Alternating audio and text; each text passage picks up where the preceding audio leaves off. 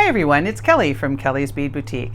So I've been making and teaching how to make jewelry for a very long time. And one of the comments that I always hear is, you make it look so easy.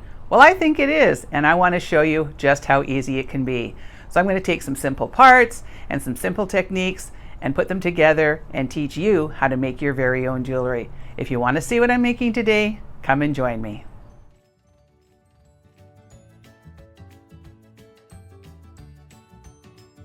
Okay, so for our earrings, we're going to be using a little bit of our beading chain today. I've got a couple 6mm pearls that have large holes in them. That's really important to do this project. I have some cord ends, I have some jump rings, some charms, and a pair of ear wires. And for tools, we're just going to be using chain nose pliers, bent chain nose pliers, a pair of flush cutters. We're also going to need some Loctite gel. You can maybe use the super new glue, but you need something that's got that really, like it dries really hard. And we're always going to keep a little bit of a paper towel for when we are putting our glue on here. All right, so let's get started. Okay, so the first thing we want to do is make sure that the end of our chain has a nice flush cut. So I'm going to be using this side, not this side of my cutters. This is the side that's nice and flat. You can see when I close it up. So I want to make sure that the end is flush cut, and that already is. So now I'm going to measure down my inch or so, and that looks like about an inch. Now I'm going to take my cutters and turn them over. I want to have the flush side towards the chain that I'm going to keep. So now when I cut that, it's going to have a nice flat flush cut on either end. So now on this end, it's going to have a little bit of a peak. So I'm just going to cut off the very, very tip of it. I don't want to cut off very much. And then I'm going to line that up. And I'm going to cut it at the 1 inch mark.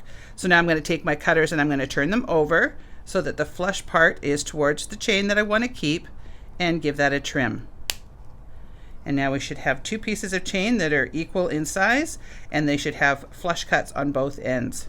So now you want to take your chain and give it a bit of a dry fit. Because this chain it's sort of an expanding type of chain, it can sort of flare out on the ends a little bit. So what I do is I take one of my ends and I just make sure that it's going to fit in there nicely. Sometimes you have to take a pair of pliers and just ever so gently just kind of push them together. You don't want to do it too much because you can actually damage your chain.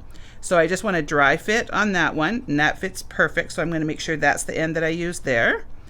And then I'm going to dry fit on the other one. It's kind of hard with all these little tiny parts. So I just dry fit it and make sure that it's going to slip in there easily. The worst thing you can do is get a bunch of glue on there and then go, oh gosh, this thing is not working. Okay, so now we're going to take some of our Loctite, and I always want to make sure that I have a little bit of paper towel around when I'm using this. So I'm just going to take some glue on the very end of this. We only have about 1/4 of an inch inside there, so I don't need a ton of it. So I'm going to put a little bit on one side and just kind of smear it around. It's one of those fine line things. You want to have enough so that you're actually getting it to stay on there, but not so much that it sort of, spills out all over the place. And then we're going to take our end and push that on there. Now, I have just a little bit seeping out, so that's why I take a little piece of paper towel and fold it, and then I just come down and just sort of rub that little bit of an end off, and that will just help so that we don't end up with any excess on there. So I'm going to take this one and just place it over something to dry. I don't want to put it right down on my mat, because if there's any of that glue seeping out, it will stick. So I'm just going to lay it over the end of my tool. And I'm going to repeat on the other one. So I'm just going to take my glue, put a little blob on one side, and I'm not using very much, but you want it to be enough that it's going to stick. So now I just kind of smear it around the whole thing, and then pop that in there. And I can see that's just the excess that it doesn't need in there. So just take your paper towel and just gently wipe that away. And now we're just going to let that dry. Okay, so now I'm going to take one of my jump rings and I'm going to open it up by taking my pliers and placing them on one side. I've got the cut at the top here. I'm then going to take my bent chain nose pliers and do an opposite rotation like that, and it opens it up. I never want to open it up this way because it'll break the neck.